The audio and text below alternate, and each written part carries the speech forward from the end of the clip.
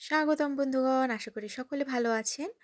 যেহেতু এই শীতের মৌসুমে হঠাৎ করে আমি আর আমার বান্ধবী ভাবলাম যে চল তাহলে আজকে আমরা বটিয়াঘাটা থেকে ঘুরে আসি। যেই ভাবা সেই কাজ, পরীক্ষাও শেষ, সো যাওয়াই যেতে পারে।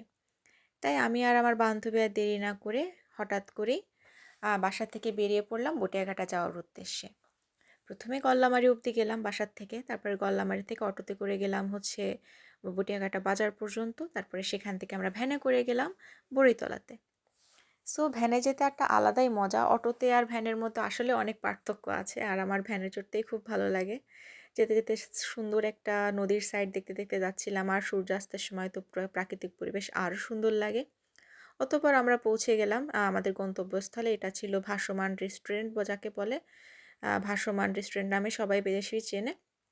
সো পরিবেশটা আসলে অনেক সুন্দর। এখানের খাবার-দাবারও খারাপ না, মোটামুটি। আ দামটাও একটু মানে একটু আমার কাছে মনে হলো একটু ওভার প্রাইসড, অবশ্য অনেক গ্রামের ভিতরে তো।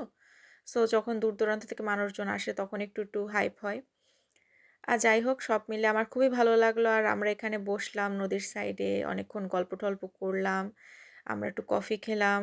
আ আর হচ্ছে প্রাকৃতিক পরিবেশটা উপভোগ করছিলাম। আসলে এই শীতের সূর্যাস্তের সময় প্রাকৃতিক পরিবেশটা এত সুন্দর, এত মনোমুগ্ধকর লাগে যে মনটাই আসলে ভালো হয়ে যায় কর্মব্যস্ততার হাজার এই জটিলতার পর। অবশেষে আমরা ঘোরাফেরার পরে আবার অটোতে করে আবার বাসার উদ্দেশ্যে আমরা রওনা দিলাম। আমরা ওখান থেকে গেলাম একটু ভার্সিটিতে। আমার ভার্সিটিতে একটু কাজ ছিল। সে কাজটা শেষে তারপরে আমরা যে যার মতো বাসায় চলে গেলাম।